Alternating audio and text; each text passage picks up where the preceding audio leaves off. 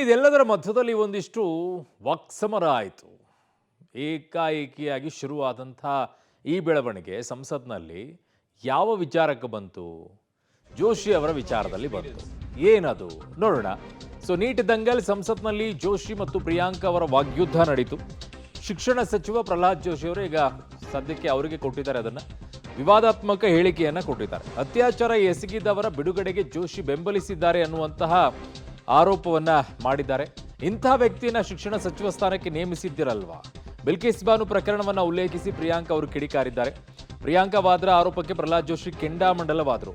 ಸಾಕ್ಷ್ಯ ಕೊಡುವಂತೆ ಪ್ರಿಯಾಂಕಾಗೆ ಜೋಶಿ ತಿರುಗೇಟನ್ನ ಕೊಟ್ಟರು. ಸಂಸದೆ ಪ್ರಿಯಾಂಕಾ ಕ್ಷಮೆ ಕೇಳುವಂತೆ ಬಿಜೆಪಿ ಪಟ್ಟು ಹಿಡ್ಕೊಳ್ತು.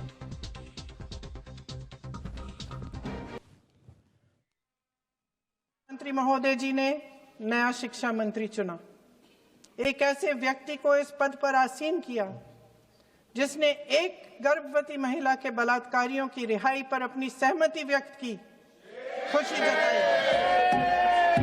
देश की करोड़ों लड़कियों को प्रधानमंत्री जी ने इससे क्या संदेश दिया? सर, अखबारों में है, अखबार में नहीं। मेरा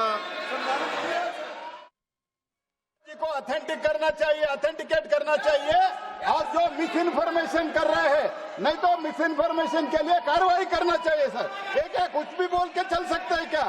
और procedure for the minister the correcting the mistake 114 में अगर वो आपने जो रूल का जिक्र किया 353 में, मुझे कोई नोटिस नहीं दिया है, मैं इधर प्रेजेंट हूँ, और मैंने ऐसे कैसे बिना ऑथेंटिकेशन बोल सकते हैं, मुझे बिना नोटिस दिए हुए?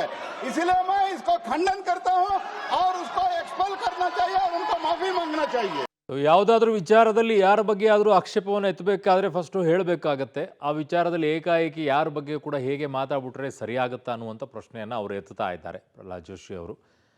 ಗೊತ್ತಿಲ್ಲ ಈ ವಿಚಾರದಲ್ಲಿ ಹೇಗೆ ಉತ್ತರವನ್ನು ಕೊಡ್ತಾರೆ ಪ್ರಿಯಾಂಕಾ ವಾದ್ರಾ ಅವರು ಅಂತ ಹೇಳಿ.